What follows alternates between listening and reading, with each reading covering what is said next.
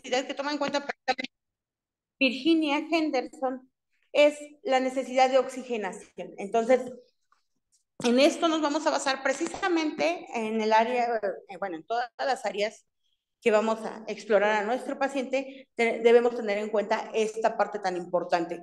Porque imagínense, si el paciente está descompensado en cuanto a la oxigenación, estamos hablando de que el compromiso hemodinámico se ve comprometido, entonces el paciente puede alterar ese estado hemodinámico y puede caer en ciertas cuestiones, por ejemplo, una acidosis, tal vez una acidosis respiratoria, en la cual, pues, obviamente, sus niveles de bicarbonato a nivel sistémico se ven alterados. Entonces, hay que compensarle esa falta de bicarbonato en nivel sistémico por medios artificiales, que es por medio de soluciones parenterales. Pero bueno, ahorita vamos a checar todo esto. Ok. ¿Qué es una necesidad como tal? Pues va a ser todo aquello que es esencial para el humano para mantener tanto su vida, su seguridad y su bienestar, ¿no? Si esto se ve coartado, obviamente en algunos aspectos puede afectarle al individuo. Sabemos que a los pacientes debemos valorarlos según las tres esferas básicas, que es el aspecto que el biológico, psicológico y social.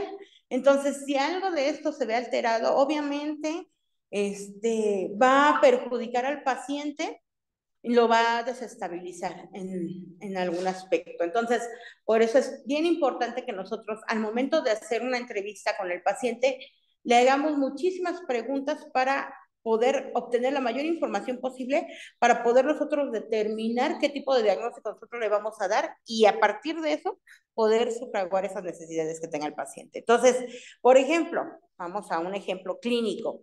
Si yo tengo un paciente en, en hospitalización y el paciente, sabemos que los parámetros normales de oxigenación, normalitos, los que todos deberíamos manejar, dependiendo de la bibliografía, marcan unos 95-100, otros 98-100, esos son los parámetros normales.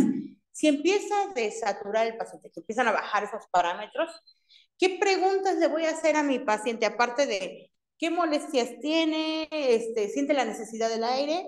Otra cosa bien importante, cuando son adultos mayores, por lo regular hay que preguntarles, ¿fuma o fumó?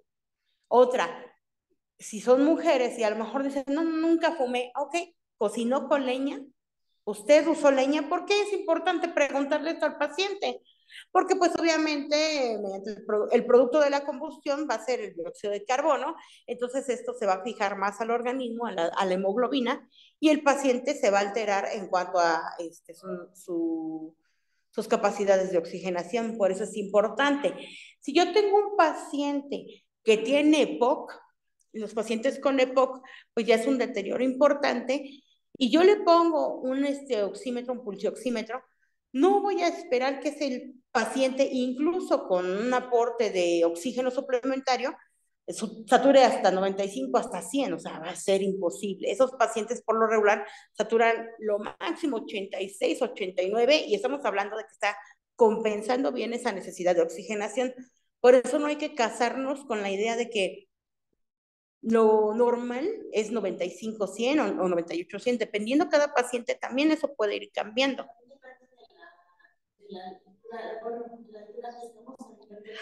Así es, porque si estamos a nivel del mar, los parámetros normales son 95-100, pero si estamos por arriba del nivel normal, esa capacidad de oxigenación puede bajar, porque obviamente entre más aumente la altura, la capacidad de oxigenar del cuerpo humano va disminuyendo. Igual si bajamos del nivel del mar, obviamente, pues dependiendo también cada paciente, ¿no? Hay gente que hace alpinismo y ya están entrenados para mantener esos parámetros dentro de los normales a nivel del mar. Entonces, imagínense, alguien que es alpinino, no me aventaría, ¿verdad? Menos ahorita, pero bueno, menos ahorita, pero bueno. Entonces, esas 14 necesidades satisfechas por la persona cuando tiene, ay, perdón, cuando tiene, son satisfechas por la persona cuando éste tiene el conocimiento, la fuerza y la voluntad para cubrirlas. Y esto es bien importante que lo tomemos en cuenta. Imagínense una persona, un adulto mayor, que genera un pie diabético, por ejemplo, y le dicen, ¿sabe qué? Le tenemos que amputar el pie. Obviamente toda amputación hasta de un ortejo es traumática para nosotros, porque obviamente decimos, pues ya estamos incompletos, ya no voy a ser capaz de hacer lo mismo que hacía, aunque dice uno, es un ortejo que puede alterar. Ajá. Y sí le dice que sí afectan el equilibrio. Claro, claro que sí. Los dedos, por ejemplo, si ustedes se van hacia enfrente, lo que hacen los dedos es curvarse para mantener precisamente la postura, para mantenernos rectos. Si llega a faltar un dedo, el dedo chiquito dicen que lo único para lo único que sirve es para pegarse en los muebles, pero no, sí tiene su funcionalidad. El dedo chiquito, si ustedes lo amputan, el paciente tiende a perder un poco el equilibrio y es normal, o sea, es parte del equilibrio, todo importa, excepto las uñas, ¿verdad? No, entre más largas, más equilibrio, no tiene nada que ver, pero me refiero a que un norte como tal sí hace mucho cambio. Y aparte recordemos que da el síndrome del miembro fantasma, ¿no? Que aunque la persona ya no tenga el dedo, si presentó dolor, a veces dicen que todavía sienten ese dolor precisamente porque tienen ese síndrome. Pero bueno, entonces les digo, una amputación es muy traumática, hasta una amputación de un diente, quitarnos un diente también nos genera trauma, estéticamente hablando. Entonces, si esta persona es sometida a este trauma, obviamente psicológicamente va a estar afectada, ¿no? Va a entrar en un estado de depresión. Ahora, imagínense que le estamos quitando todo el pie a una persona. Todo el miembro estéticamente, pues obviamente no lo va a tener, aparte por funcionalidad ya no va a poder hacer sus actividades normales, él estaba acostumbrado a ser independiente y pues le quitamos el miembro, pues automáticamente ese paciente entra en depresión y a veces esas personas lo que hacen es, se dejan, uno dice, deja morir, ¿no? Pero más que nada es por el estado tan alto en depresión en el que se encuentran, que obviamente hasta se olvidan de comer, se olvidan de dormir, se olvidan de bañarse, se olvidan de cambiarse, o sea, despiertan porque de verdad Dios es muy grande y ellos despiertan, pero en realidad todas sus necesidades ya se están alterando. ¿Por qué? Por ese estado de ansiedad y depresión en el que caen. Entonces, nosotros como personal de enfermería debemos brindarles ese apoyo psicológico, que dicen, ay, es que ustedes no son psicólogas, pues sí, tenemos parte de psicólogas, ¿no? Entonces, también tenemos que brindarles ese apoyo para que ellos se sientan útiles, porque recordemos que pues, también van a sentirse inútiles. Entonces hay que recordarles que son útiles y que hay opciones para salir adelante. Entonces, también, si esta persona viene alterada, pues obviamente esas necesidades van a estar coartadas y nuestra chamba, volver a generarles ese ánimo para seguir adelante. Entonces, precisamente es esto, ¿no? Esa parte de enfermería, la parte de la ayuda, ese acompañamiento, esa actividad de acompañamiento con el paciente. ¿Qué va a generar una dependencia en nuestro paciente? Pues hay varias cuestiones. Las fuentes de dificultad, perdón, puede ser cualquier impedimento para satisfacer una o más necesidades. Dentro de esas, dentro del orden físico, sería algo que atente contra su integridad física.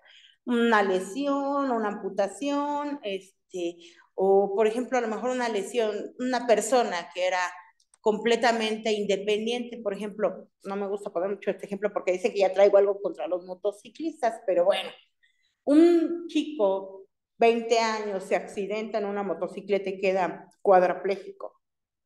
Entonces, imagínense la situación tan grande, la dependencia tan completa que requiere esta persona de uno y de sus familiares, ¿no? Entonces, hay que darles un poquito de terapia para que superen esta situación. El del otro orden es el orden psicológico.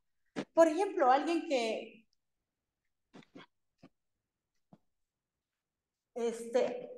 perdón, ahí está. Alguien que a lo mejor físicamente está bien, pero a lo mejor se encuentra alterado psicológicamente, una persona con esquizofrenia, por ejemplo, que no comprende la realidad en la que nosotros nos encontramos. Él se encuentra en otra realidad, ¿no? A lo mejor tiene alucinaciones de tipo auditivo o visuales. Entonces esto va a alterar de alguna forma su estado hemodinámico y obviamente alguna de sus necesidades se va a ver afectada. Del orden sociológico, por ejemplo, a una persona que está bien de sus facultades mentales, que está bien físicamente, sin embargo se encuentra en situación de calle. Entonces, obviamente, la sociedad lo va a relegar, la sociedad lo va a aislar, y esta persona no va a interactuar con la sociedad, pero va a estar inmerso en ella. Entonces, todo lo que suceda a su alrededor lo va a afectar de una u de otra manera. Entonces, también hay que estar al pendiente de eso. Por eso, si les llega una persona en situación de calle, a su cuidado, debemos darle la misma atención que cualquier otra persona, cualquier otro derecho a Dios. Es un ser humano y lo tenemos que tomar como tal. En cuanto al orden cultural, por ejemplo, las personas que se encuentran en la sierra de Oaxaca, de Hidalgo, de San Luis Potosí, que no tienen acceso a los medios de comunicación o no tienen acceso a los medios de salud para hacerse de valoraciones continuas, pues obviamente en el momento que se ve deteriorada su salud, pues hay una afectación. ¿Por qué? Porque no van a tener conocimiento ni siquiera de qué les está pasando. Y a lo mejor ni siquiera acuden al centro de salud ya cuando es demasiado tarde. Entonces a estas personas también debemos integrarlas de forma adecuada para que tengan conocimiento de todos los riesgos que pueden tener en cuanto a su salud. Por eso se hacen brigadas a las sierras, a los lugares donde no hay acceso a los servicios de salud, se hacen campañas de salud para poder informar a toda la población. Obviamente, si la gente no habla se me olvida si es lenguaje o idioma, no es dialecto sería más bien, ¿no? El dialecto, o más bien, el idioma español, y nosotros no hablamos el dialecto, debemos encontrar algún intérprete que nos acompañe para conocer esas zonas y poder tener una comunicación más efectiva. Entonces, aquí nosotros debemos ver que hay 3 niveles en cuanto a la condición que va a tener enfermera-paciente, esa relación que va a haber entre la enfermera-paciente. Uno de ellos es el nivel de sustitución, en el cual la enfermera va a sustituir totalmente al paciente. ¿Qué quiere decir? El paciente no puede hacer ninguna actividad, pero la enfermera es la que hace todo por el paciente, porque el paciente simplemente no puede por alguna cuestión. El nivel de ayuda es en el cual nosotros vamos a informarle al paciente cómo debe realizar las acciones, pero el paciente no las puede realizar y la enfermera le ayuda para tener esas actividades, no al 100%. Por ejemplo, alguien que tiene que hacer ejercicios físicos, nosotros le vamos guiando para hacer esos ejercicios físicos y este paciente lo realiza con ayuda de nosotros, pero sí tiene la comprensión de la indicación que le estamos dando. Y otra parte de nivel es el nivel de acompañamiento, en el cual única y exclusivamente la enfermería va a permanecer a un costado del paciente, visualizando todo lo que realiza el paciente, acompañándolo dentro de esta actividad para que él para que él pueda realizarla y también generar un estado de autosuficiencia en el paciente, ¿no? Recordemos que aquí es importante que al familiar se le oriente para realizar todo este tipo de acciones, porque el paciente no va a estar toda la vida con nosotros, ese paciente va a regresar a casa. Entonces, si yo hago que mi paciente regrese a casa y el familiar tiene desconocimiento de todo este tipo de acciones que debe realizar con su paciente, obviamente el paciente nuevamente va a reingresar al hospital y a lo mejor con más complicaciones con las que se había ido, ¿no? Ok, recordemos, esto es bien importante. Nosotros recordemos que en un posoperatorio inmediato, que es a partir de que sale el paciente de la cirugía hasta las 2 o hasta 4 horas posteriores al evento quirúrgico, aquí va a haber una serie de sintomatologías en las cuales debemos estar alerta. Si nosotros vemos que el paciente baja su concentración de oxígeno a nivel sistémico por medio de la oximetría o la pulsioximetría distal, a nivel del dedo, pues es esperado. ¿Por qué? Porque estuvo sometido a un tipo de anestesia. A lo mejor su sistema nervioso se deprimió y entonces sus constantes vitales empiezan a ir en bajada normal por la situación de la anestesia. Hay que estar muy al pendientes de ellos. Pero hay pacientes, por ejemplo, que estuvieron bajo un apoyo ventilatorio, o sea, duraron más de una hora bajo el apoyo ventilatorio, es esperado que hagan hipoxemias en las primeras horas de recuperación. Por eso es que no se alarmen. Ellos van a tener un apoyo ventilatorio, a lo mejor están ciclados en el ventilador, todavía tienen el apoyo ventilatorio por medio de la cánula endotraqueal, o a lo mejor lo tienen con oxígeno suplementario, ya sea mascarilla o puntas nasales, dependiendo su requerimiento de oxígeno. Si esto empezara a bajar, nosotros podemos ir aumentando el aporte de oxígeno por medios un poquito más invasivos para darle ese aporte de oxígeno que el paciente no está compensando, porque todavía se encuentra desintoxicándose de la anestesia que le administraron, ¿sale? Entonces, aquí vamos a ver que en el caso de los pacientes que los intubaron, bueno, las hipoxemias son más esperadas que los pacientes que le hicieron algún bloqueo epidural nada más, o a lo mejor fue una anestesia local. Bueno, una anestesia local es muy raro que dé una hipoxemia, pero muy raro. ¿Ok? También debemos tener mucho cuidado porque si a lo mejor ese paciente tuvo mucho aporte de líquidos, eso puede estar afectando también su capacidad de oxigenación. ¿Por qué? Porque podemos generar también un edema pulmonar. Entonces, esto puede comprometer el estado de oxigenación de nuestro paciente. Por eso es que se hacen las gasometrías arteriales. Ok, en el caso de las cirugías extraabdominales y extratorácicas, por lo regular tienen poca incidencia a nivel de hipoxemia. Sin embargo, por ejemplo, si hacen una cirugía de abdomen, que abren completamente la cavidad abdominal, o tórax, pues obviamente ese riesgo va aumentando, ¿no? Hay que tener mucho cuidado y estar valorando constantemente a nuestros pacientes. Por eso las primeras 4 horas son cruciales para que ese paciente esté monitorizado al 100 y estar visualizando todos los cambios que tenga en el monitor cardíaco.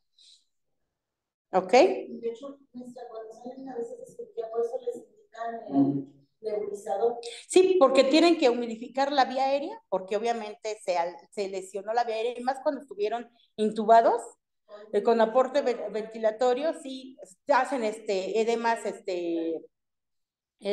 a nivel de tráquea. Entonces lo que hacen es, mediante la nebulización, a veces hasta les meten medicamento también para desinflamar la vía aérea y que el aporte de oxígeno sea mayor. Sí, de hecho el nebulizador está indicado las primeras 48 horas, ¿eh? Cuando un paciente está postoperado y que fue apoyo ventilatorio total, sí se le indica las primeras 48 horas.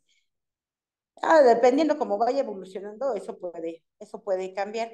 ¿Qué factores van a afectar a mis parámetros normales de oxigenación? Ya lo habíamos visto. Una, precisamente la edad. La edad en que va a afectar, obviamente, un niño, obviamente, también hay que ver los parámetros normales que se manejan en los pacientes pediátricos, en los lactantes, en los jóvenes, en el adulto mayor. Y entonces, también dependiendo cada una de las edades, estos parámetros pueden cambiar. No cambian demasiado en cuanto a la oxigenación, no cambian demasiado, pero sí es importante que seamos conscientes de que a veces los pacientes, dependiendo de la edad que tengan, esa oxigenación puede cambiar, y más en los adultos mayores. ¿Por qué? Porque los adultos mayores pues, ya tienen un deterioro orgánico importante por la edad. También puede ser a lo mejor por algunas costumbres que tuvieran los pacientes, pero en los adultos mayores se van a ver hipoxemias considerables. Entonces hay que estar muy al pendiente.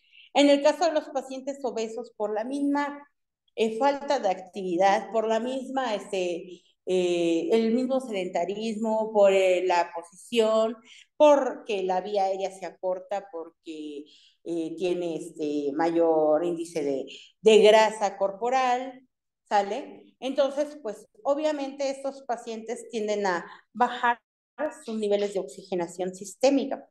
En el caso de los pacientes con alguna enfermedad neurológica, dependiendo la afectación neurológica que hayan tenido, puede bajar sus índices también de oxigenación. Los pacientes con enfermedades pulmonares crónicas, esa es básica, ¿eh? Un paciente que tiene EPOC, les digo, no esperen saturaciones del 100, jamás. Entonces, aunque les den aporte de oxígeno, jamás. En el caso de que el paciente haya sido fumador, aunque sea un fumador pasivo, de hecho los fumadores pasivos son los que más se afectan por el tabaquismo que el fumador activo. Entonces, el hecho de estar oliendo el humo del cigarro obviamente hace que se baje la saturación de oxígeno. Entonces, por eso les digo, hay que preguntarles, ¿fumaba, fumó? No, ¿estuvo cerca de alguien que fumaba? ¿O su pareja fumaba? Porque esto es importante. Si yo me salto esta parte en la historia clínica del paciente, obviamente voy a estar ahí toda estresada porque, ay, mi paciente no satura tanto y se está bajando. Espérate, un paciente con tabaquismo pasivo y obviamente va a estar desaturando, ¿no? No te estreses. ¿A qué se le considera hipoxemia? A ver si alguien alcanza a verlo ahí por ahí, que lo pueda leer. Se considera hipoxemia postoperatoria a una reducción de la producción parcial de oxígeno en los gases arteriales por debajo de 60 miligramos de mercurio o una reducción de saturación arterial de oxígeno por debajo del 90%, que es lo que se encuentra en los textos como diagnóstico de insuficiencia respiratoria. Esto se basa fundamentalmente en el comportamiento de la curva de disociación de la hemoglobina en el punto de 60 miligramos de mercurio de saturación correspondiente al 90% de saturación. Empieza su pendiente descendente de forma casi vertical, de manera que el paciente está expuesto a complicaciones graves derivadas de la hipoxemia a partir de ese punto. Ok. ¿Cuáles son los parámetros normales de hemoglobina en sangre?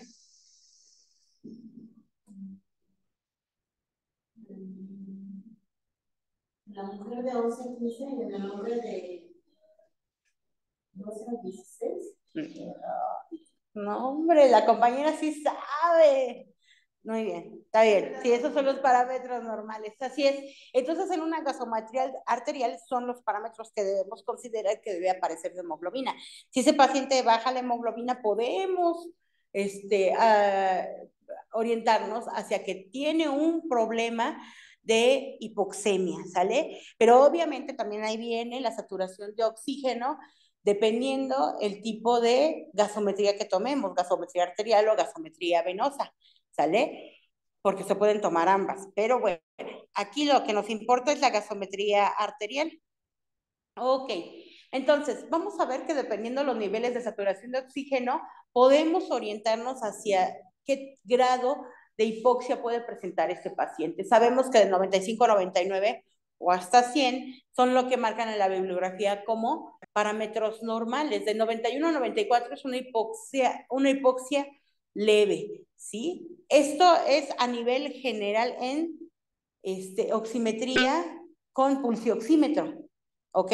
Porque esto va a cambiar con una oximetría con la gasometría arterial, ¿sale? Entonces, por eso aquí se llama hipoxia. Hay una hipoxia leve de 91 a 94. En el caso de que tuviera 86 a 90, hay una hipoxia moderada. Y por debajo de 86 tenemos una hipoxia severa. ¿Ok? El aporte de oxígeno lo podemos dar de varias formas. La fase 1 o no invasiva, se le llama también, es puntas nasales, mascarilla o mascarilla con bolsa reservoria, y hay una que se llama mascarilla Venturi, que esa tiene como un esfínter, ¿sí? Tiene un diafragma, más bien, perdón, que se puede moderar a modo de que el aporte de oxígeno no sea tan directo, sino sea un aporte medio, por ejemplo, al 50%, para que el paciente también haga un esfuerzo ventilatorio y no sea todo compensación directa del oxígeno. En el caso de la fase, perdón, ahí me faltó también el nebulizador, es parte de la fase 1, o Puritan, muchos lo conocen como Puritan.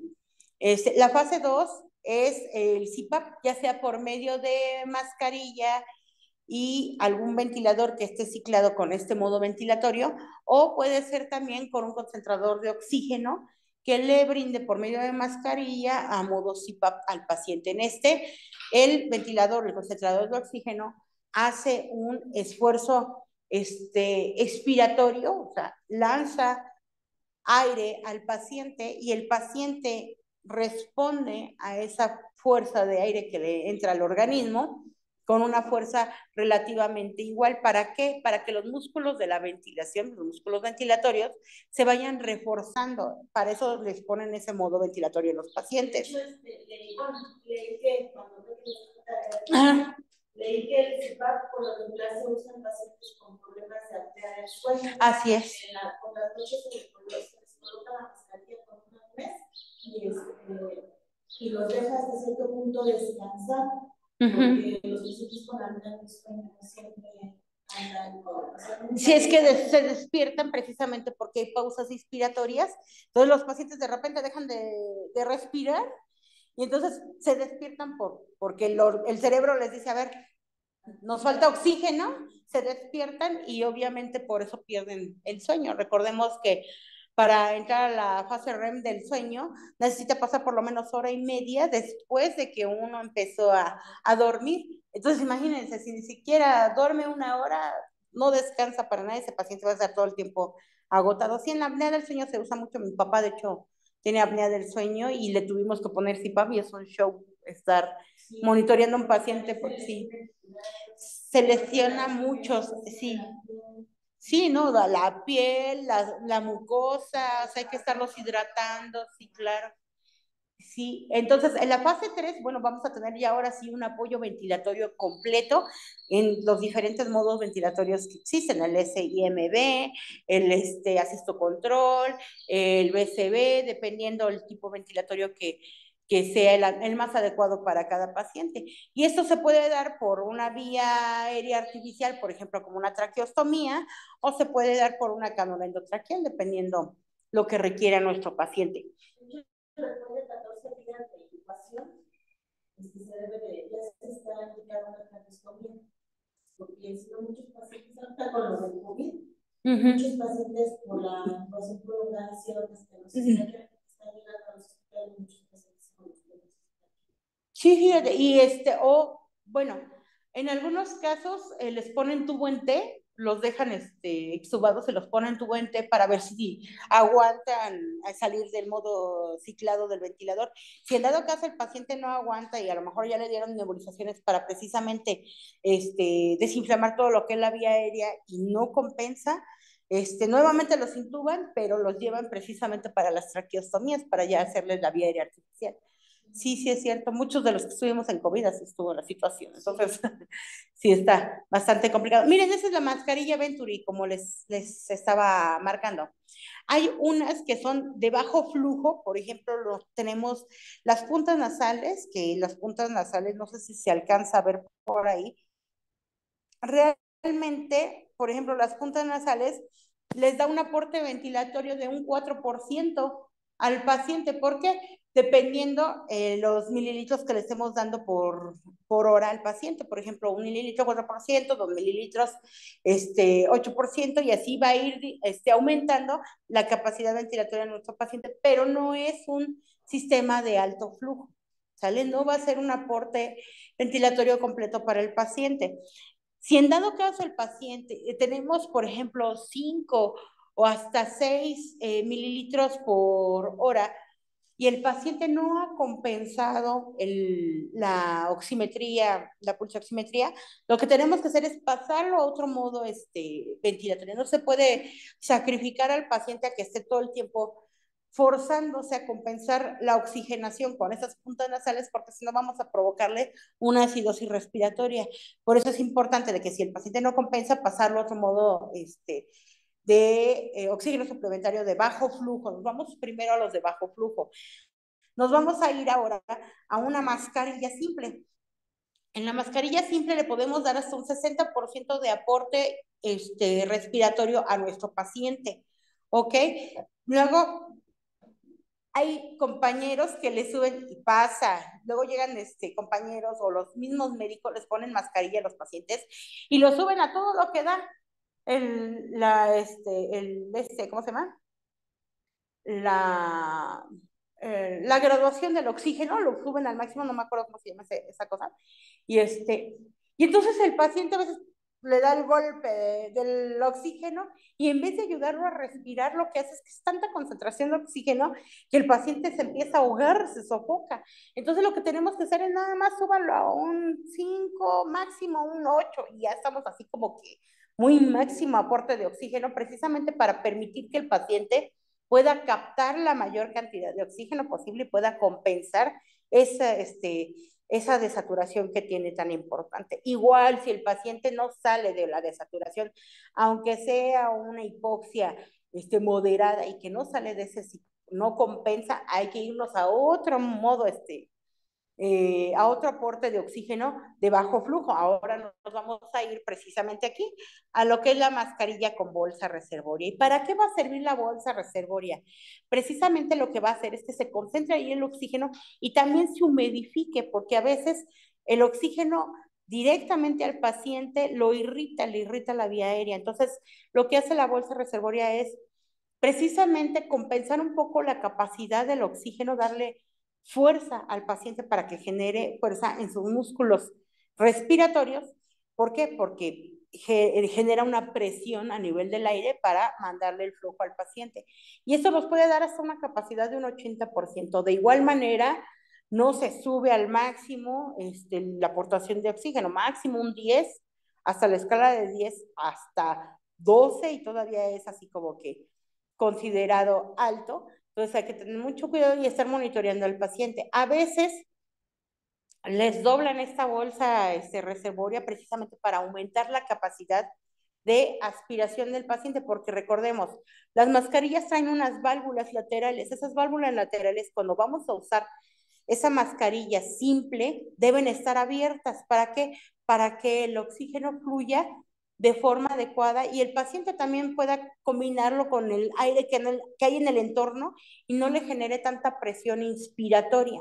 Si en este caso el paciente no está compensando, por eso le ponen la mascarilla con bolsa reservoria. Y aquí estas válvulas van cerradas. ¿Para qué?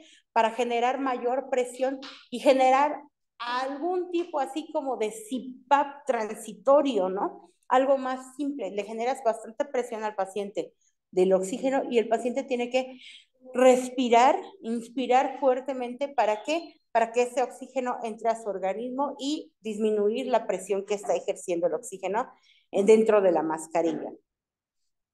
En el caso de que todo esto no funcione, en algunos hospitales manejan la mascarilla de alto flujo, el sistema de alto flujo, que es la mascarilla Venturi. La mascarilla Venturi está con un tubo graduado en el cual tiene un diafragma, que lo que va a hacer es reducir la luz del diafragma si nosotros necesitamos que ejerza más presión para el momento inspiratorio del paciente o aumentar la luz de ese diafragma para que esa presión disminuya. Dependiendo cada paciente es como se va a ir graduando esas mascarillas de alto flujo.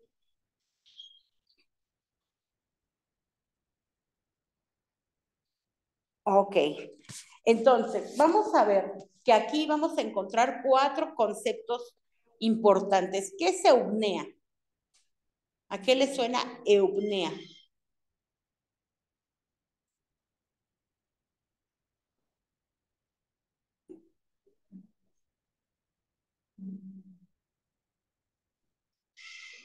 ¿No son las respiraciones irregulares? No, eupnea es cuando nosotros hablamos de que no hay alteración a nivel respiratorio, que es una respiración normal. ¿Sale? Ok. ¿Qué es taquipnea? Ahora sí, cuando respira rápidamente. ¿Qué es bradipnea? Lo contrario, ¿no? Que las respiraciones son lentas, pero ¿qué creen? Entre una respiración y otra hay el mismo tiempo de espacio, ¿sale? A lo mejor el paciente está tranquilo, está dormido y está respirando normalmente, pero está un poco bajo ese conteo respiratorio o las respiraciones por minuto. En el caso de la apnea es diferente, son esas pausas respiratorias que, por ejemplo, de repente están ustedes contando 1, 2, 3, 4, 5. Son espaciados esos tiempos inspiratorios y expiratorios. Entonces estamos hablando de una apnea. ¿sale? Es lo que hablábamos de la apnea del sueño, precisamente esos pacientes empiezan a respirar normal, empiezan a caer en una bradipnea y de repente presentan una apnea y se despiertan y empiezan con taquipnea y porque quieren compensar toda esa falta de oxígeno que tuvieron. Aquí vienen los valores normales de la frecuencia respiratoria. Por ejemplo, tenemos que en el recién nacido la frecuencia respiratoria está un poquito más elevada. ¿Por qué? Porque recordemos que ellos están madurando todavía su sistema, así es. Entonces, obviamente, el corazón está latiendo más rápido. ¿Por qué? Porque todo su cuerpo necesita mucho aporte sanguíneo para darle los nutrientes para que ese pacientito vaya creciendo, vaya creciendo normalmente. Obviamente, también el aporte de oxígeno debe ser mayor para dar mayor nutrientes y entonces las respiraciones, por consiguiente, se eleva el número de respiraciones. Estamos hablando de un alrededor de entre 30 80 respiraciones por minuto. En el caso del lactante menor, perdón, que es hasta menos de los dos, no es cierto, si no mal recuerdo, es hasta el año, y del año a los 2 años es el lactante mayor. Entonces, estamos hablando de 20 a 40 respiraciones por minuto, en el lactante mayor de 20 a 30, en los niños de 2 a 4 años de 20 a 30 aproximadamente, en los niños en edad preescolar y escolar son de 20 a 25 años, y en los adultos de 15 a 20 respiraciones por minuto. 20 a 25 años les dije, perdón. 20 a 25 respiraciones por minuto. Ok. ¿En qué casos vamos a proceder a ¿en qué casos o qué criterios se toman en cuenta para una intubación endotraqueal? ¿Alguien lo sabe?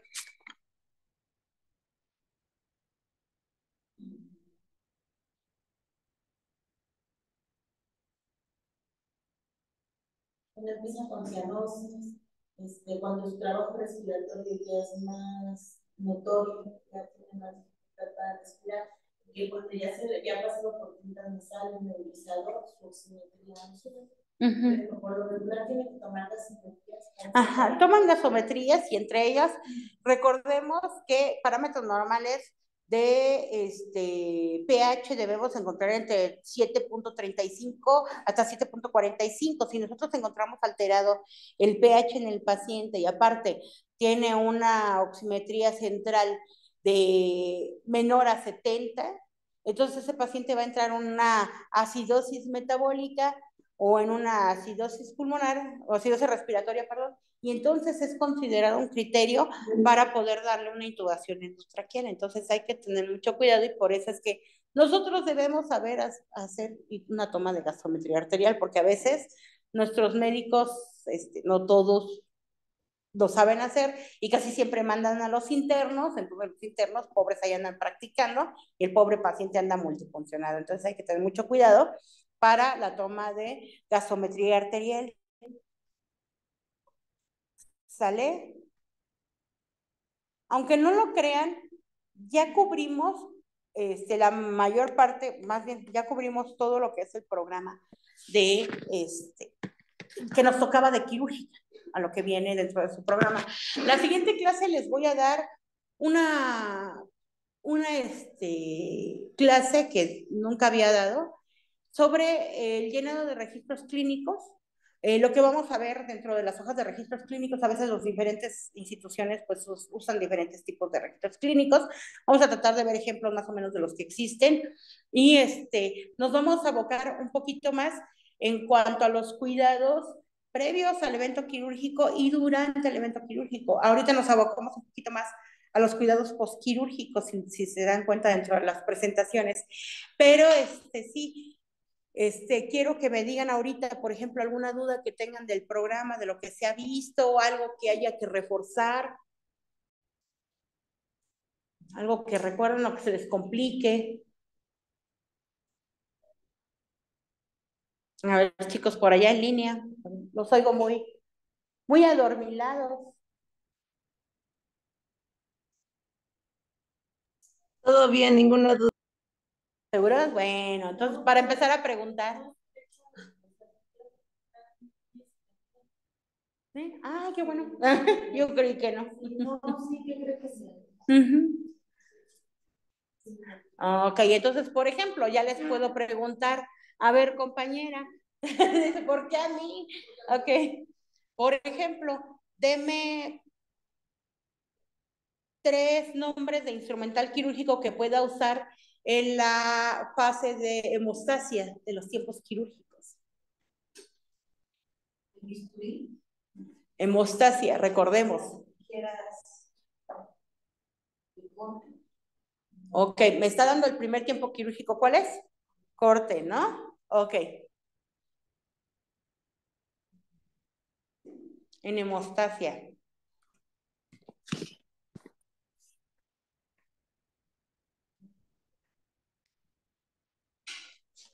Sería la tiza Kelly, la Mosco y la Lover o Mixter, ¿no está? Por ejemplo, en el tiempo de extracción, exposición. Los separadores.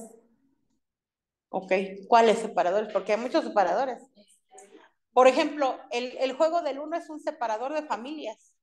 Ese juego nunca lo juegan porque siempre se van a enemistar con la gente. Pero bueno, ¿qué separadores estamos hablando aquí? Richardson, ¿otro? No le voy a complicar tanto, deme 17 nombres de separadores, nada más. Si nada más dimos como 3, nuestra. Los Richardson, los que vienen muy comúnmente los Farabeu en sus equipos de sutura. Otro.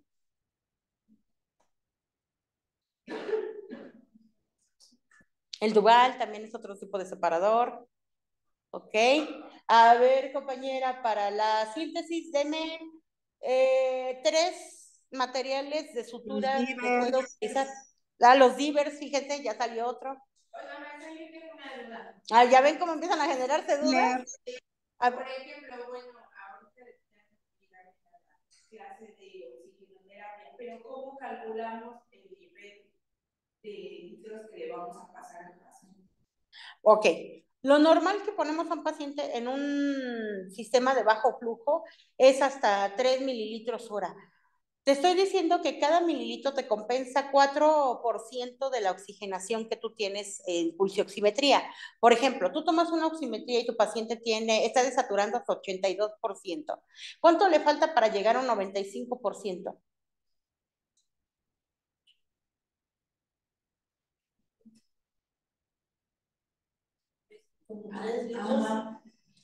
Aproximadamente con unos 3, 4 litros por hora, perdón, tú puedes compensarle esa falta de saturación a tu paciente.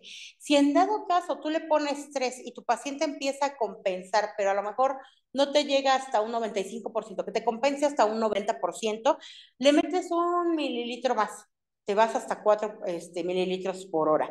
Si el paciente ya no compensa más, te regresas a los 3 mililitros hora. ¿Por qué? Porque es un sistema de bajo flujo. No se trata de estarle metiendo oxígeno a diestra y siniestra. Recordemos que el oxígeno también en exceso es tóxico. Entonces, lo que tenemos que hacer es que si el paciente te compensa en 3, pero ya no te compensa más en 4, te regresas a 3 y ahí lo mantienes. Pero vas a estar vigilando a tu paciente constantemente para ver si no tiene esfuerzo inspiratorio, si ese paciente no empieza con disnea. Si ese paciente a lo mejor no empieza con taquipnea porque está compensando esa falta de oxígeno. Por eso es que hay que estarlo evaluando. Dependiendo del tipo de flujo que tú le vayas a poner a tu paciente, si es de bajo o de alto flujo, tienes que ver cuánto le vas a meter de oxígeno al paciente. Y siempre revisando tu pulsioximetría con tu oxímetro. ¿Vale? Recuerden que el pulsioxímetro no se pone en el dedo pulgar. ¿Por qué no se pone en el dedo pulgar? Ajá, el dedo pulgar tiene su propia red arterial y venosa y obviamente va a cambiar los parámetros de oxigenación distal con los otros dedos. Por eso es que se ponen los otros 4 dedos, no en el pulgar. Porque me ha tocado, no lo crean, estoy en las prácticas y los alumnos les ponen el oxímetro en el dedo pulgar. Dicen, es que está súper bien. En el pulgar siempre te va a dar un parámetro mayor que en los otros dedos. Bueno, estamos en campo. el asilo. Y el domingo justamente había una paciente, ya habíamos intentado con 3 oxímetros y no marcaba ninguno. Entonces le llamamos al profesor. Ok, ¿por qué no te puede marcar una pulsioximetría en un paciente? Uno, si tu paciente es renal, tiene compromiso a nivel de depuración, de creatinina y todo eso. Y recordemos que toda nuestra presión arterial va a estar regulada por ¿quién? Por el riñón. Si el riñón está afectado, la presión arterial se va a ver afectada. Esos pacientes están con bajas temperaturas a nivel distal. Si tú les tocas los pies, si tú les tocas las manitas, van a tener bajas temperaturas. Un oxímetro jamás te va a marcar si tu paciente está frío. Entonces, lo que tienes que hacer es favorecer el calor. ¿Vale? Y si tu paciente es renal, no te estreses, tranquila. Lo que vas a hacer es precisamente revisar su llenado capilar. El llenado capilar nos va a decir mucho si el paciente está oxigenando de forma adecuada o no, ¿sale? Entonces hay que ver sus deditos, sus lechos unguiales, a ver cómo están, hacerle una prueba para ver si tiene bueno llenado capilar, que también va a estar afectado porque está afectada la presión arterial, está afectado los procesos de ultrafiltración glomerular, entonces obviamente también te va a dar un tiempo, en algunos casos se prolonga el tiempo de llenado capilar, ¿sale? Pero con eso te vas a dar cuenta si el paciente está oxigenando o no de forma adecuada, ver su mucosa oral que no se encuentre afectada, ¿sale? La conjuntiva también, hacer una tracción de la conjuntiva del párpado inferior para visualizar la conjuntiva y ver cómo se encuentra, ¿sale? Entonces, no se estresen, genérenle calor al paciente y si no les marquen cualquiera de sus otros 4 deditos en un paciente renal, en un paciente que tiene compromiso, por ejemplo, a lo mejor tiene, no es renal, pero a lo mejor sí tiene una, ¿cómo se llama? Por ejemplo, tiene una insuficiencia cardíaca congestiva y viene compromiso también a nivel periférico. Entonces, tu paciente tiene compromiso cardíaco, tu paciente tiene a lo mejor una obstrucción de alguna arteria. También eso va a afectar tu lectura de oximetría. Lo primero que tienes que hacer es generar calor. Si no te marcan los 4 dedos, te vas al pulgar, pero ya como último recurso, ¿sale? Para alguna orientación, ¿sale? Pero lo primero es generar calor y obviamente, si no se puede ninguno de los otros dedos de ambas manos, ya te vas a los pulgares y ahora sí es como a la segura. Ahora, por ejemplo, si tu paciente, en un caso crítico, el paciente está amputado de ambas manos, ¿cómo le vas a checar una oximetría? Pues te vas a los dedos del pie y si no se puede, van a tener que hacer gasometrías para estar visualizando a nivel central cómo se encuentra esa oxigenación. ¿Sale? Entonces dicen, es un caso crítico, pero por ejemplo, suele pasar. A mí ya me pasó, o sea, un paciente que no tenía manitas, dije yo, pues, ¿cómo se la voy a checar, no? Y sí, me fui al pie y a veces es complicado checarle una oximetría en el pie porque pues, obviamente los órtex son muy pequeñitos y para que te dé el sensor es complicado. Entonces, ¿qué haces? Pues le monitorizas a nivel cardíaco y le toman una gasometría arterial para visualizar si no hay afectación de la oximetría central. Pero eso es poco a poco. ¿Tiene que ver algo la posición de nuestro paciente? Claro, tiene mucho que ver. El paciente, por ejemplo, si está completamente acostado, ese paciente puede ir desaturando por la concentración de secreciones a nivel pulmonar. Si tú le generas a un paciente un reposo absoluto en un decúbito dorsal, el paciente empieza a comprometer su respiración, empieza a comprometer la eliminación de las secreciones. Entonces, lo que tienes que hacer es darle una posición de 30 hasta 45 grados de elevar la cabeza. ¿Esto para qué? Para que también su vía aérea se pueda rectificar y el aporte sea, o sea, la fuerza que él requiera para inspirar y expirar sea menor. ¿Por qué? Porque va a tener cierta posición que le va a permitir el flujo de aire adecuado. También sería de que a veces los mismos órganos como que comprimen un poco. Así es, generan presión en el diafragma y eso hace que la capacidad pulmonar se disminuya, porque están generando mucha presión en el diafragma, lo empujan hacia arriba y obviamente lo que hace es que el pulmón no se expande correctamente. ¿Tú te has acostado en el piso? así completamente en el piso, ¿qué pasa? En cierto momento empiezas así como que, empiezas a estirarte, ¿por qué? Porque no puedes inspirar de forma adecuada, no hay una expansión total del pulmón, entonces lo que tienes que hacer a veces hasta como que te enderezas porque dices, ay, no puedo respirar, o empiezas a hacer esto, ¿para qué? Para que según tú, rectificando la vía aérea, te llegue mayor aporte de oxígeno, pero es precisamente eso, generan presión los demás órganos en el diafragma y obviamente el pulmón no se expande como debe ser. ¿Y si está dormido nuestro paciente? Por lo que generan... Ajá, no, se puede tomar ¿cómo se llama? La oximetría.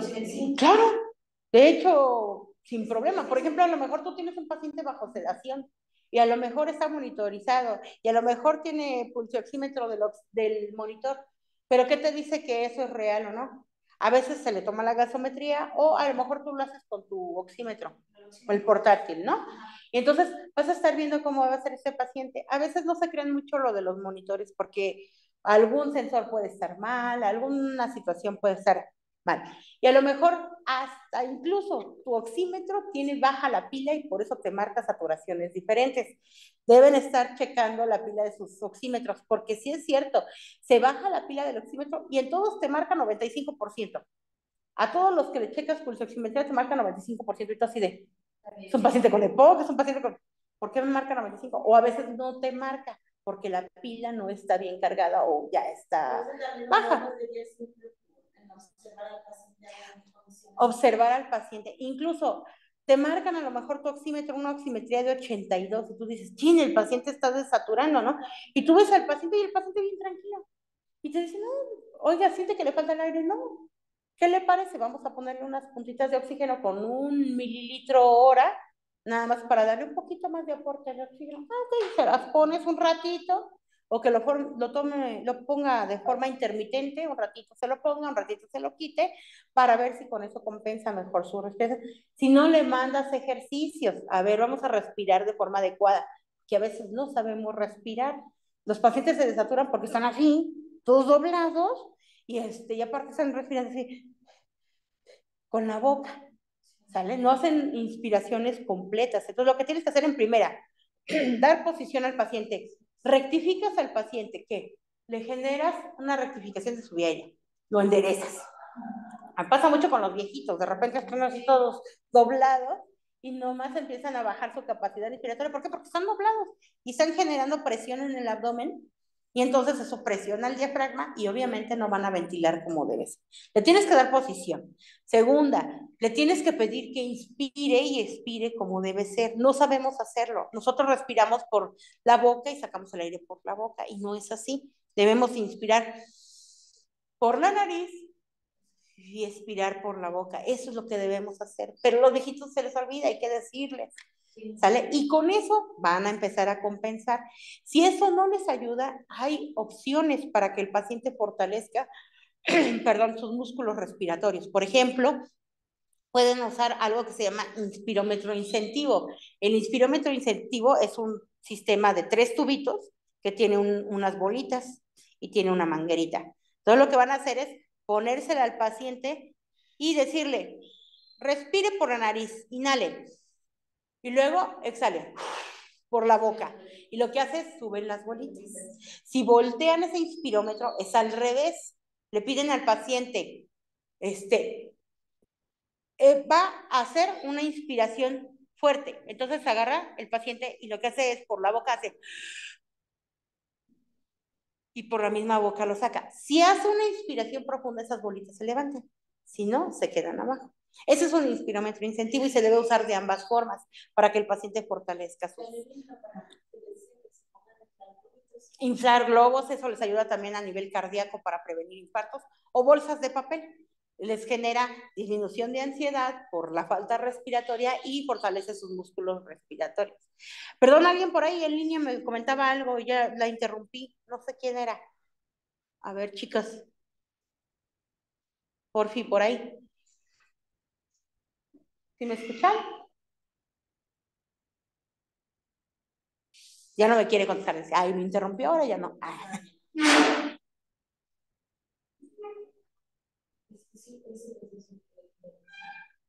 Por allá en línea, ¿me escuchan?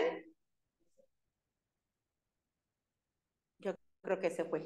Sí, profesora, Bueno. escuchamos. Ah, yo dije, se ocupó en algo. Ajá. A ver, perdón, me preguntaba algo, pero la interrumpí, perdóneme.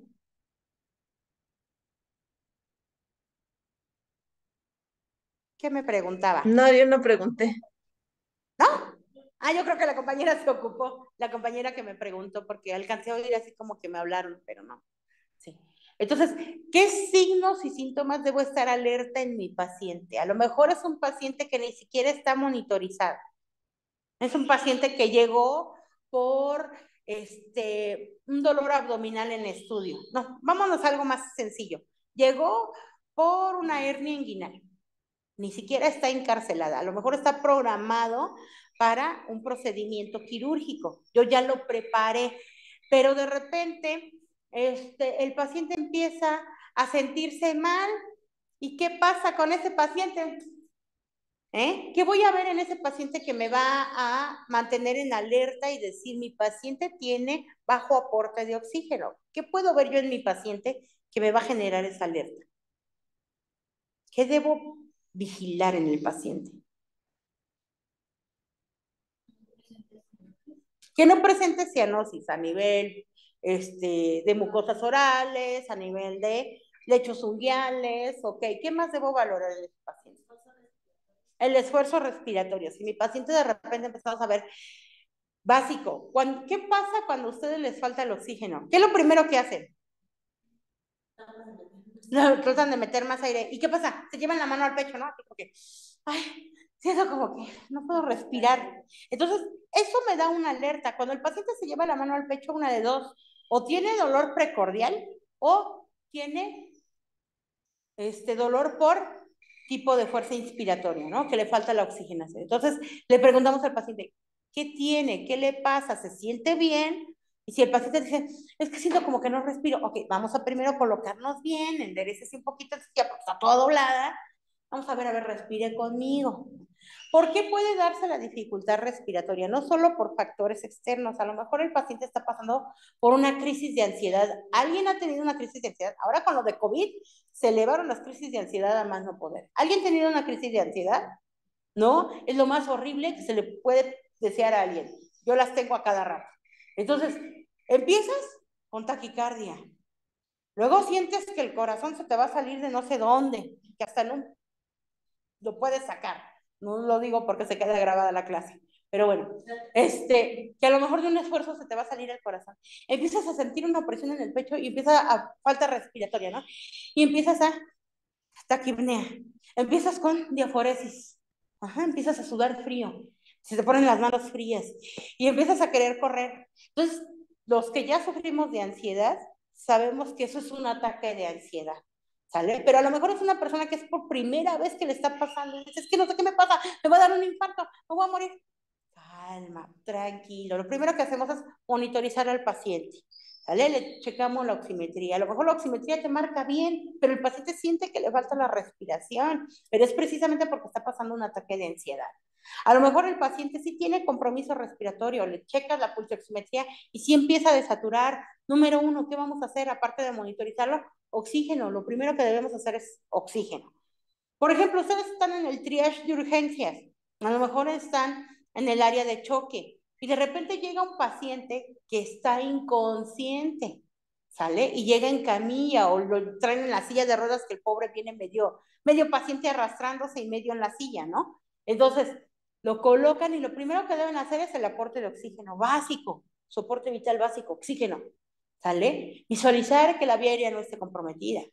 Visualizar, monitorizar al paciente y ver si no hay problema cardíaco, ¿sale? Si a lo mejor no está cambiando el ritmo cardíaco, que en vez de ser sinusal presenta una extrasístole, ¿no? Y a lo mejor requiere otro tipo de acciones, ¿vale? Es lo básico. Entonces la oxigenación es básica. Aparte, ver al paciente de forma general. Si el paciente está todo pálido, si el paciente no respira, no reacciona, entonces puede haber un compromiso a nivel cardíaco, puede haber un problema a nivel neurológico. Hay que descartar todo eso, ¿sale? Pero en un paciente hospitalizado que va en tiempo y forma, a evaluarse, a prepararse y todo, y de repente empieza con dificultad respiratoria, ¿sale? Una cosa es dificultad respiratoria y otra insuficiencia respiratoria, es muy diferente. Pues mi paciente va con dificultad respiratoria, mi paciente empieza con diaforesis, empieza con cianosis, ¿sale? Me orienta que a lo mejor tiene bajo aporte de oxígeno. Lo monitorizo y está bajo el oxígeno, le pongo el oxígeno, con bajo flujo. A lo mejor mi paciente nada más empieza así con dificultad respiratoria, pero no empieza con cianosis. A lo mejor no tiene desaturación, lo monitorizamos y está bien, pero de repente empieza a rascarse por todos lados. ¿Qué me orienta? A lo mejor está haciendo ¿qué? Una reacción alérgica. ¿Por qué? Porque a lo mejor antes lo impregné de algún medicamento. Dentro de la preparación prequirúrgica, recuerden que a lo mejor se pueden impregnar con antibióticos. Incluso un paciente puede ser alérgico a un omeprazol. Es un caso de 10 millones, pero puede suceder. De hecho, nunca habían, algún medicamento que se había puesto, nunca había hecho ninguna reacción. Y en ese momento hacen reacción. ¿Por qué hacen reacción? Porque se encuentran en un estado de vulnerabilidad, ¿sale? Están con un proceso patológico que va a ser resarcido por medios quirúrgicos, ¿sale? Va vulnerable del sistema inmunológico, va con el sistema inmunológico comprometido. Entonces, a lo mejor esa sustancia antes no le causaba alergia y ahora no es que le cause alergia, a lo mejor le causa hipersensibilidad, que es muy diferente. ¿Cómo voy a diferenciar un proceso de alergia a un proceso de hipersensibilidad? Por ejemplo, dice ahí en los frascos, alguien ha leído así los frascos de medicamentos y dice, dosis recomendada. Dice dosis recomendada, ¿sale? Aunque siempre dicen, consulte a su médico, ¿no? Pero abajo dice, reacciones secundarias. Y a lo mejor dice, vámonos al tramadol, vértigo, vómito, náuseas, vómito, y en casos extremos, baja de presión. Es lo que se espera que pudiera suceder en los pacientes por una reacción secundaria a la administración de medicamento. ¿Qué pasa cuando da una reacción de hipersensibilidad? Con un mínimo gramaje que le des a ese paciente, presenta las reacciones secundarias, pero sí. Entonces, ¿qué quiere decir? Que ese paciente es hipersensible al componente que le estamos administrando. Por ejemplo, hay pacientes que les pones 25 miligramos de tramadol, que es la dosis, a veces manejan dosis de 10 miligramos, es muy raro los casos, pero suele suceder. Una ámpula viene de 100 miligramos en 2 mililitros. Dicen, póngale 25 miligramos, un cuartito de ámpula, en 100 mililitros para 1 hora. Y apenas se la estás poniendo y el paciente así como que, ay, tengo muchas náuseas, ay, tengo mucho, ay, quiero vomitar. Ese paciente es hipersensible al componente, se tiene que suspender el medicamento y buscar otra opción de tratamiento, ¿sale? ¿Qué pasa si un paciente es alérgico al medicamento? Son reacciones que no vas a esperar, que no están ahí como reacciones secundarias.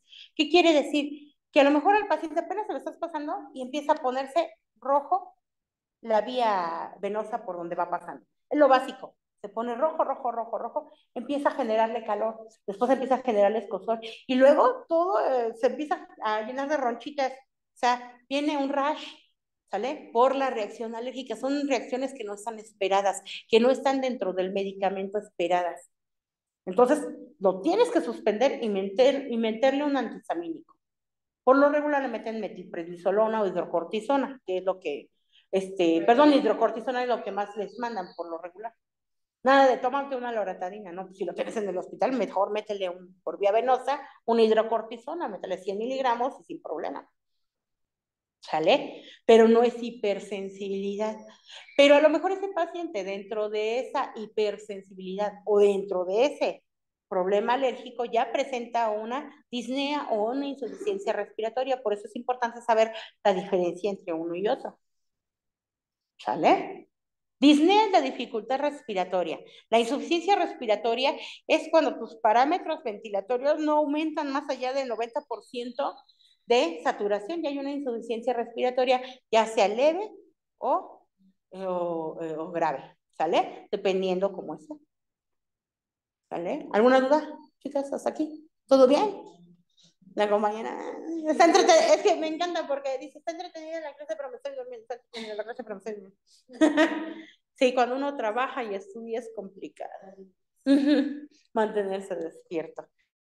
Pero bueno, ¿qué otra cosa es importante valorar en nuestro paciente?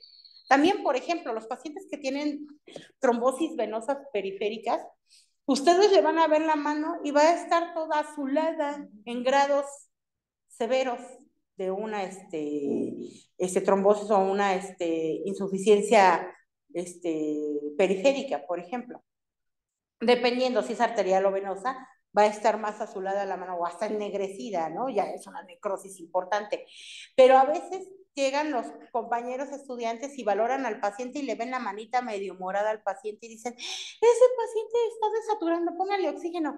A ver, primero checa el diagnóstico del paciente. ¿Qué diagnóstico tiene ese paciente? No, a lo mejor tiene una insuficiencia cardíaca congestiva. Ah, entonces es esperado que el paciente presente una acrocianosis, que quiere decir una cianosis distal de alguno de los miembros, por lo regular los miembros superiores, o dependiendo de donde tenga la obstrucción, ¿no?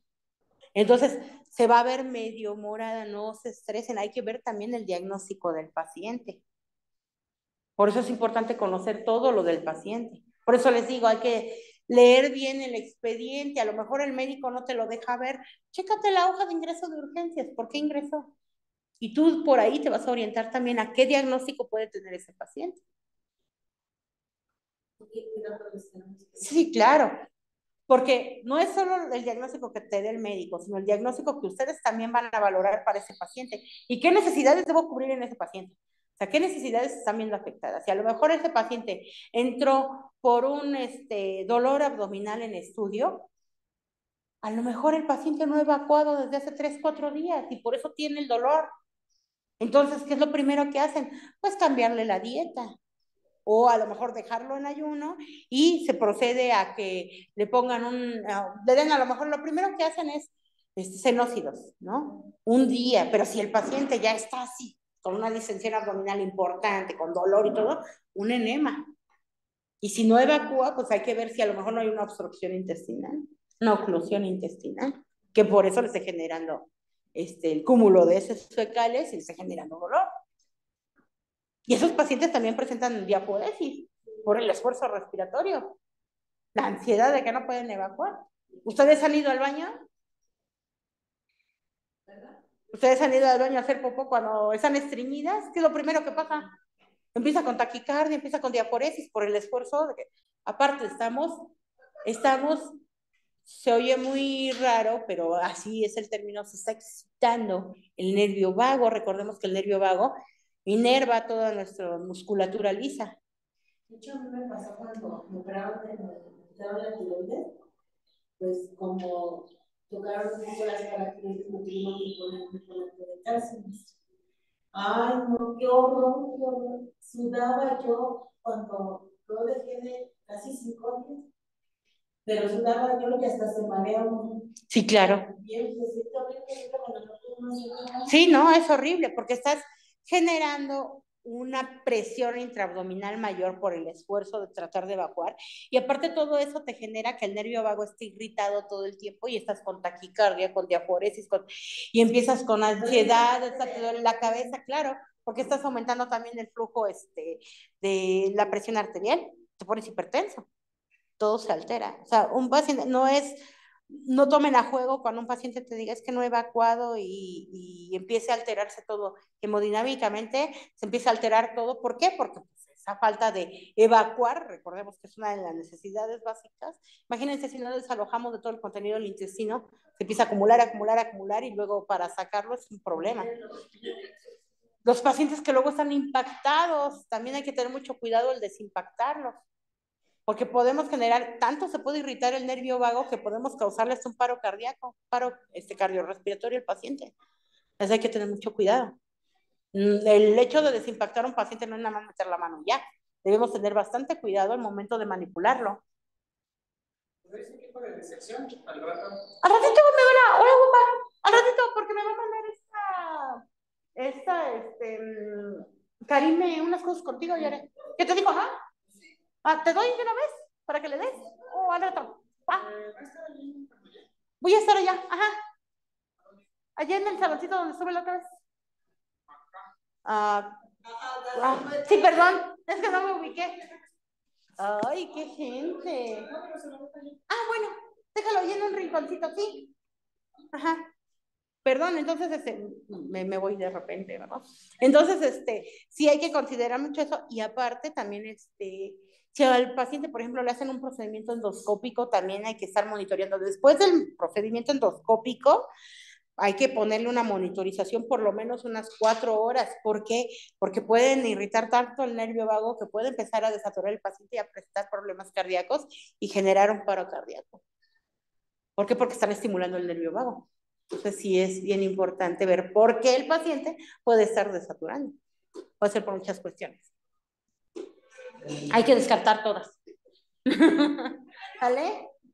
Me caí, pero bueno. Pues, ¿ves? Di mi mal paso a mis 40 años, chicas. Pero bueno. ¿Pero ya está mejor? Mucho mejor. Ay, me van a... ¿Ve cómo me consienten las chamacas? Ay, perdón a mis chicos en línea, ya. Llegó aquí toda la... Sí. Yo no me extrañaba, era para que no me extrañaran tanto. Sí, ¿por qué te estás dando mi derecho en las dos? ¿No estás tomando esta clase? ¿Por qué? Porque perdón, me pasó con... Gracias, chicas guapas.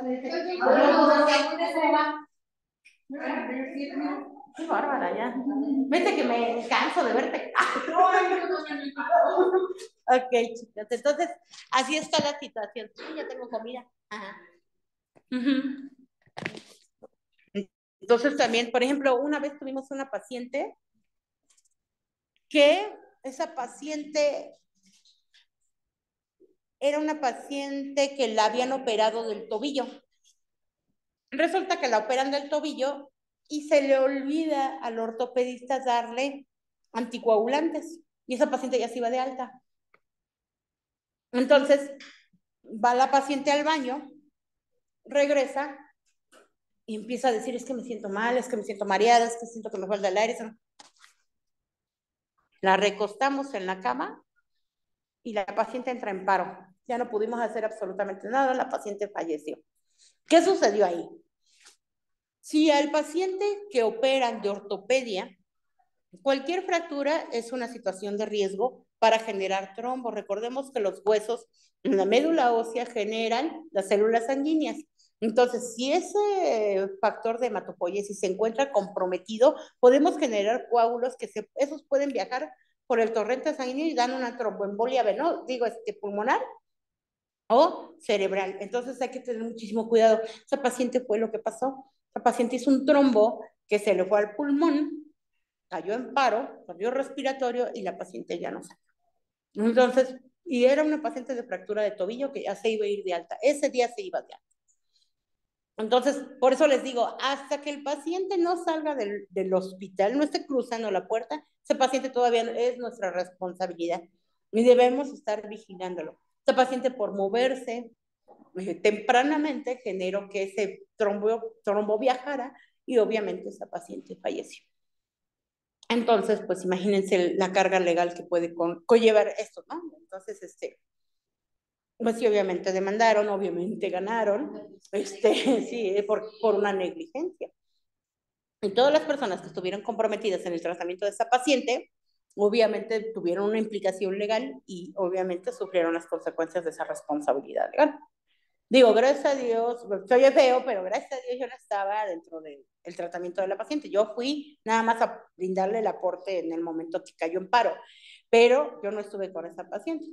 Y todos los compañeros que estuvieron con esa paciente, no los castigan, porque obviamente las denuncias de ese tipo las meten a nivel institucional. O sea, el familiar lo que hace es interpone una denuncia ante el ISSSTE, pero no propiamente hacia las personas que la atendieron. No puede meter 20 demandas porque no, es al ISSSTE y el ISSSTE ve el expediente, estuvo fulana, sutana, perengana. Entonces nosotros es bien importante que dentro de nuestros registros de enfermería anotemos todo. Si la paciente se levanta, si el paciente se levanta y no lo tenía indicado, la paciente rehúsa estar en reposo absoluto, se levanta de la silla y se va a bañar. ¿Sale? ¿Por qué? Porque si sucede este tipo de cosas ya no cae en nuestra responsabilidad, ya es responsabilidad del paciente o del familiar que acompañó al paciente. Porque a veces los pacientes dicen, no, yo estoy bien, y sucede que se caen en el baño o tratando de levantarse se descanalizan y provocan otro tipo de cuestiones, entonces también ustedes deben protegerse con sus registros clínicos.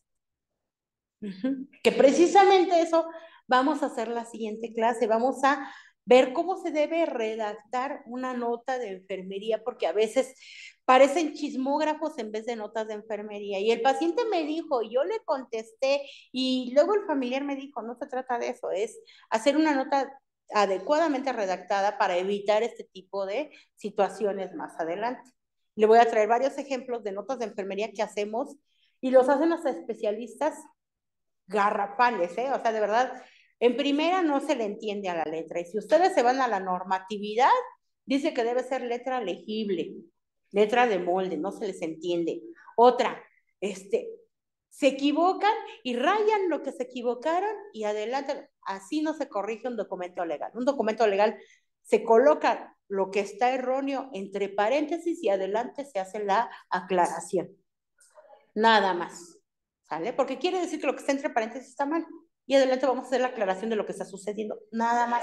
Es un documento legal, no podemos rayar, no podemos tachonear, no podemos borrar ni meter corrector. No. Ha pasado que luego dicen, uso mejor la tinta que se puede borrar, que trae su propia goma y se puede borrar. Tampoco pueden usar esa tinta, porque esa tinta, conforme va pasando el tiempo, se va despintando de los registros clínicos. Y entonces imagínense, a veces las denuncias no les llegan de un día para otro, a veces tienen el caso ahorita y en 3, 4, 5 años les dicen, ¿te acuerdas que tuviste tal paciente? Pues demandó. Y tú así de, puta, he tenido como 7,000 pacientes desde entonces hasta acá. Ah, pues te demandó. Y resulta que tu hoja de registros clínicos pues ya no se ve qué le hiciste al paciente, porque la tinta se borró.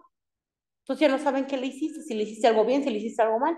Por eso es importante usar no pluma de gel, usar pluma normal y usar letra legible. Recordemos que si uno quiere hacer la letra así como garabatos, quiere decir que estás ocultando información y eso te entamba. ¿Sale? ¿Dudas, chicos? Ahora sí fue como que breviario cultural, porque ya nos acabamos el programa. Que hay que reforzar los tiempos quirúrgicos, porque esta es quirúrgica, ¿eh? Que ya me esté metiendo yo en otras cosas, bueno, ¿por qué? Porque les aseguro que de todos los que están dentro del plan de estudios de tomar quirúrgica, 2 o 3 personas se van a hacer quirúrgicas, las demás van a ser clínicas, o se van a hacer especialistas en nefro o en cardio o en otras especialidades, pero quirúrgicas a lo mejor 2, 3 personas, y pásate, y y esas son las que le van a meter más conocimiento durante el postécnico o ya la especialidad de quirúrgica, ¿sale? Entonces, ustedes se van a hacer más clínicos y me preocupa que también vean esta parte clínica. ¿Sale? Hola, chicos. Así como me lo di porque no hubo. Yo creí que me lo ibas a dar el siguiente módulo. No, es que no lo había visto. No ha venido. No, pues ya ni va a venir. ¿No? Pues me dijo que ya no iba a venir. Que porque ya va a ser de la UNAM. Nos despreció a nosotros que somos del fastuoso liceo. Sí, pero sí, todo bien. Tengo a chicos en línea, chicos, así que saluden. Muchas gracias, chicos. Al ratito voy a andar por allá. Perdón, déjame vuelvo a ubicar, por allá. En el aula nueva. Si quieren los veo. Bueno, ahora vamos a ver. Sí, me avisan. Cuídense, con Julieta. Bye. No, bye, Julieta. Sesión. Liceo. Ok, ¿qué más? ¿Qué más? ¿Qué más? ¿Qué más tenemos que reforzar aparte de los tiempos quirúrgicos? Recordemos 5 tiempos quirúrgicos. ¿Cuáles son los tiempos quirúrgicos? ¿Cuáles son los tiempos quirúrgicos? A ver. En orden, ¿eh? En orden. ¿Cuáles son los 5 tiempos quirúrgicos? Sin leerlo, compañera. Ya la vi que está sacando el acordeón.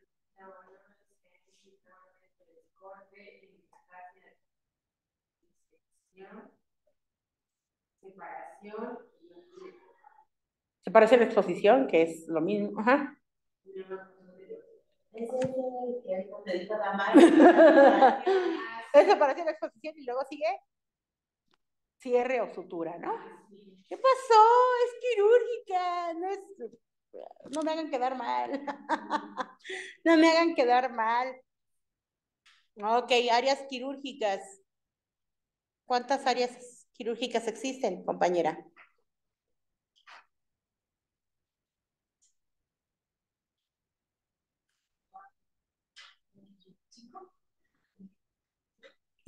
¿Cuáles son? Son tres: blanca, negra y gris. Blanca, negra y gris. Ok. Ok. ¿Qué va a haber en el área negra? Ok, todo lo que está en contacto con áreas comunes, áreas críticas, urgencias, tanto pediatría adultos, tocoquirúrgicas y áreas críticas como es la terapia intensiva neonatal, pediátrica y adultos. Ok, ¿qué hay en el área gris?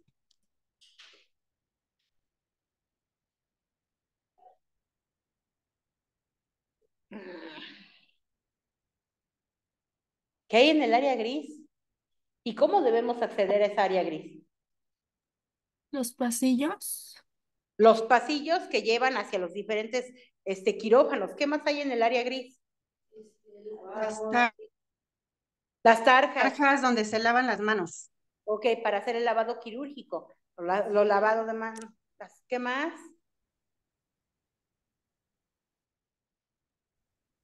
¿En qué área está el área de recuperación? ¿En el área negra o el área gris? ¿O el área La gris, blanca? ¿En la no, gris? Ok, en el área gris. Ok, ¿cómo debemos acceder al área gris? con botas, gorro, uniforme quirúrgico, Ok, cubrebocas. cubrebocas, bien importante, ¿eh? Porque ingresan sin cubrebocas. Pero bueno, ok. Están los El área, vestidores. los vestidores comparten área negra y área gris porque tenemos un área de transfer, esa área de transición. Ok, luego en el área blanca, ¿qué hay o a qué se le llama el área blanca? El área Esto es blanca, El quirófano. el quirófano propiamente dicho. Esto es repaso para su examen, ¿eh? Su examen es en 2 semanas. No, sí. El examen es en 2 semanas. Yo también estoy espantada porque estoy viendo que se les olvidó. no. ¿No? Ok, ¿qué medicamentos se deben Pues el área suspender? blanca es A ver, justo el área donde se realiza el acto el quirúrgico. acto quirúrgico, ok. ¿Qué características debe tener ese quirófano a nivel estructural? Son preguntas de examen, ¿eh? ¿Qué características debe tener ese quirófano a nivel estructural? ¿Cómo debe estar hecho? Deben tener las cajas redondeadas, las paredes, bueno, Las esquinas, no debe haber ángulos, deben estar redondeadas. ¿Qué más?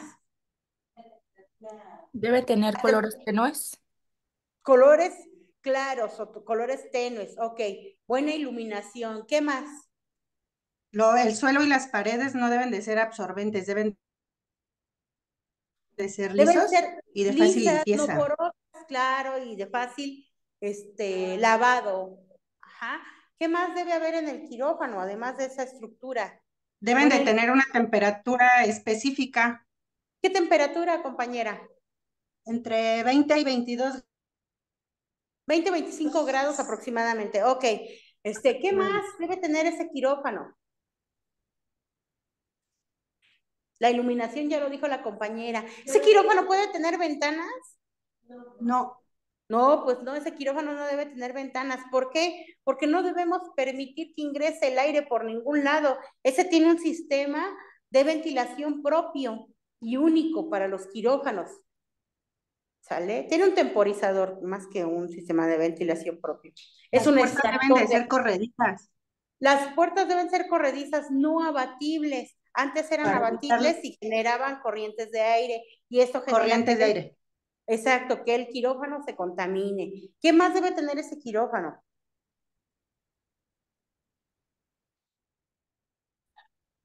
Debe de tener iluminación fría.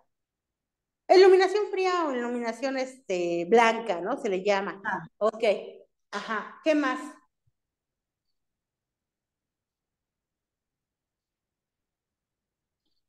Los pisos no deben poner conducir la electricidad. tomas En, de, ay, perdón, tomas de oxígeno, de gases, de aspiración, ¿ok? También en los pisos respiración, tomas de vacío. no debe haber cables levantados, tienen que estar adheridos al piso para evitar caídas, ¿ok? Muy bien. ¿Qué medicamentos se suspenden antes del acto quirúrgico? Anticoagulantes. ¿Cuál es otro?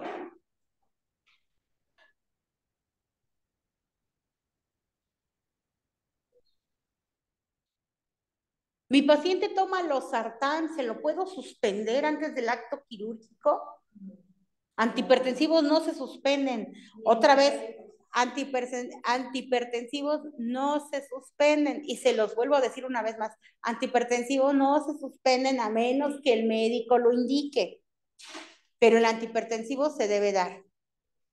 Obviamente, de preferencia, 1 hora antes del acto quirúrgico, para ver cómo se comporta la presión arterial del paciente durante esa hora, ¿verdad? No se la voy a dar en el transfer de que tómese su pastilla, se le olvidó. ¿Qué otro medicamento se suspende? Los diuréticos. El paciente no queremos que esté orinando a media sala, y más si no tiene una sonda vesical, que ya por norma se debe instalar una sonda vesical si el procedimiento dura más de 1 hora. Pero bueno, ok. O es invasivo. ¿Qué más se suspende?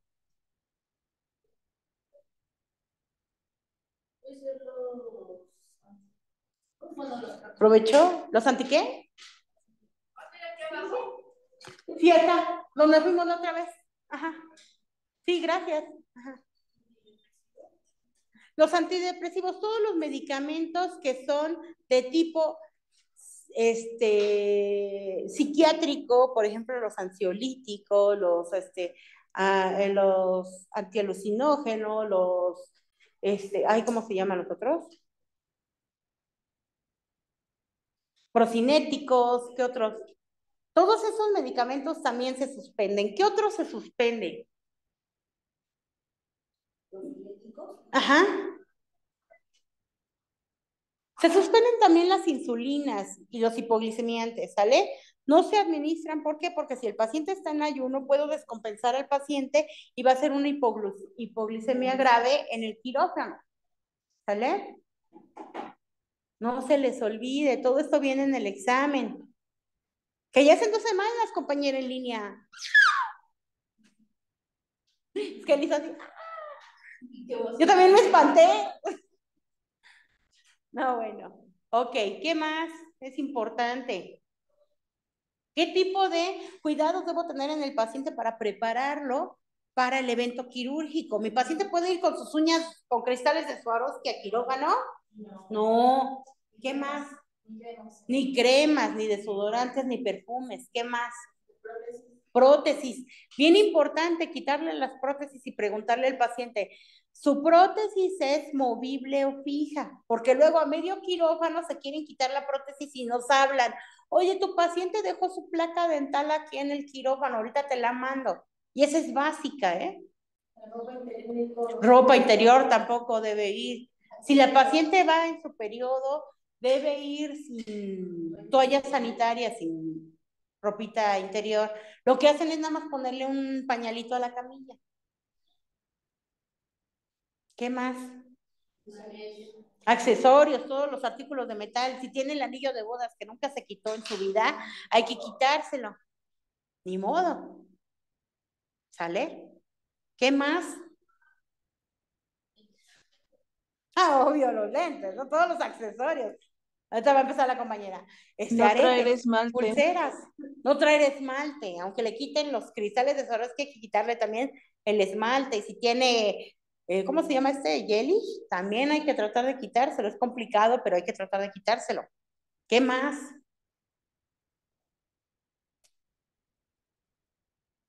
Medidas antiembólicas. ¿Cuáles son las medidas antiembólicas?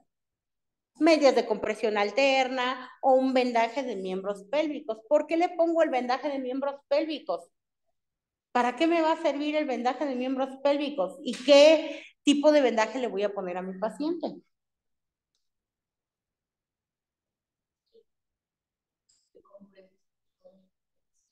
Pero es en espiral. ¿En espiral o en espiga? Para reducir Para favorecer la circulación a nivel periférico, evitar que haga trombos y evitar que haga tromboembolias secundarias. ¿También para qué? Para mantener la temperatura corporal. ¿Por qué? Porque el quirófano está frío. Porque debe haber menos humedad en el quirófano y eso hace que se sienta más frío el ambiente.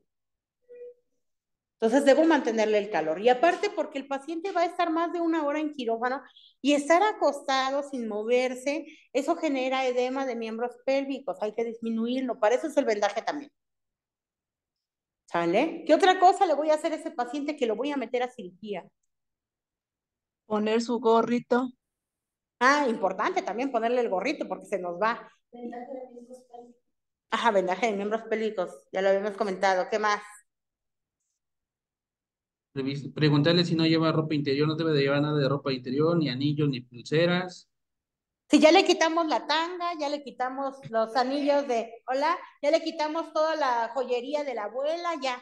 Ese paciente ya va sin joyería, sin esmalte, ya va con sus medias de compresión que por lo regular se usan, o su vendaje de miembros pélvicos. ¿Qué más voy a hacer en ese paciente? Mi paciente puede ir cochinón, mi paciente puede ir, a lo mejor es un paciente que tuve postrado en cama durante más de 1 semana y resulta que el paciente va evacuado. ¿Puede ir evacuado el paciente? No, entonces el aseo personal del paciente. ¿Puede ir con la boca sin habérsela lavado hace 1 mes? No, por lo menos hay que hacerle un aseo bucal. ¿Sale? ¿Qué más? También sin lentes de contacto. Ah, sí, obvio, lentes de contacto, por favor, pregúntenle, porque ha pasado, ya nos pasó 2, 3 veces que el paciente iba con lentes de contacto y no sabíamos. Pero bueno, nos enteramos a media sala de que el paciente le habían quitado sus lentes de contacto. Se los habían puesto en solución salina. Hubieran visto el show, dijimos, por favor, que no se vayan a dañar esos lentes, porque si no nos los cobran a todos nosotros. ¿Tiene que ver algo las pestañas postizas? Las pestañas postizas, siempre y cuando se puedan retirar, se retiran. Por ejemplo, que son de esas de las que quita Paul, como cuando te vas al antro y dices tú un día antes, ay, ese día me voy a poner pestañas postizas, si no te gustan y te las puedes quitar sin problema, las quitamos. Si son de las que las ponen de esas de 1 por 1 o completas, no sé cómo sea el procedimiento, la verdad es que nunca lo he visto y nunca me lo han hecho. Entonces, pero que ya estén fijas en cierta forma, que vayan a durar bastante, así no se quitan, aunque uno quiera, no se pueden quitar. Tricotomía, si el paciente está indicado, la tricotomía se realiza, si no, no, porque las tricotomías ya están en desuso. A veces les causamos lesiones a los pacientes que lo que hacen es favorecer una infección a nivel sistémico. Entonces lo que debemos hacer es evitar las tricotomías. Si la indican, bueno, si el paciente parece changuito, tiene mucho vello en el tórax, es un señor muy velludo y a lo mejor se requieren para los electrodos, porque a veces no da una buena lectura, pues vas a tener que hacer una tricotomía, ni modo. ¿Sale? En donde van a ir los electrodos, sus derivaciones. No vayan a ser malos y ponerle cera de Campeche y le vayan a querer hacer una depilación porque duele mucho. ¿Vale? Ok, chicos. Pues ya los dejo tranquilos. Nos vemos la siguiente clase. Les sugiero que hagan una listita de por lo menos 5 o 3 cosas en las que tengan dudas para reforzar. ¿Sale? La siguiente clase va a ser para reforzar, ver un poco de registros clínicos, reforzar todo lo que haya quedado pendiente. Y ya posteriormente vamos a revisar esos temas en los cuales ustedes tengan dudas o preguntas que tengan dudas, o a lo mejor ahorita en esta semana en lo que están en prácticas se les genera una duda durante como transcurre la semana y lo podemos ver la siguiente clase. No quiero que se vayan con dudas porque van a hacer su examen. Su examen va a durar 1 hora, son 40 reactivos, va a ser en línea y única y exclusivamente tienen una oportunidad para realizarlo. Si ustedes se equivocan, ni modo, ya se fue. A mí me pasa así, por una letra, por una letrita y me la tomo como mano. Así es. O sea, que no los Entonces, porque si no, no, un pedazo, deben tener mucho cuidado. Yo pongo acentos, yo pongo, si es nombre propio, si digo Virginia Henderson, la V va en mayúscula y la H va en mayúscula. Si lo ponen todo en minúscula, mal. Y no soy de que, ay, lo puso todo en minúsculas, vamos a darle 5%, no. ¿Sale? Sus tareas las traigo a la siguiente clase. Si alguien falta de entregarme tareas, el último día que las voy a recibir es el siguiente sábado. El día del examen no los voy a recibir. El día del examen voy a estar aquí, voy a traer mi laptop y vamos a ver cómo van sus calificaciones, cómo se van comportando. Si quieren venir a hacer aquí el examen, lo pueden hacer aquí, ¿ok?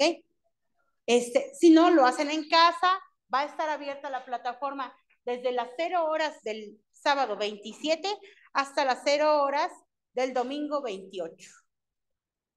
En esas 24 horas pueden hacer su examen. No se vale que lo hagan en equipo, no quiero enterarme de que, ay, nos fuimos a casa de fulana, ella usó su oportunidad y luego yo usé la mía. No. El 27 de abril.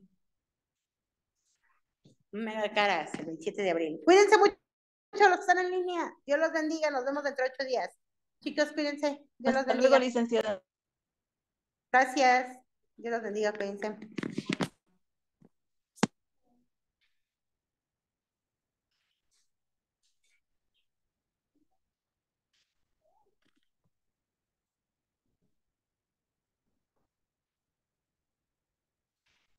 una tarea maestra.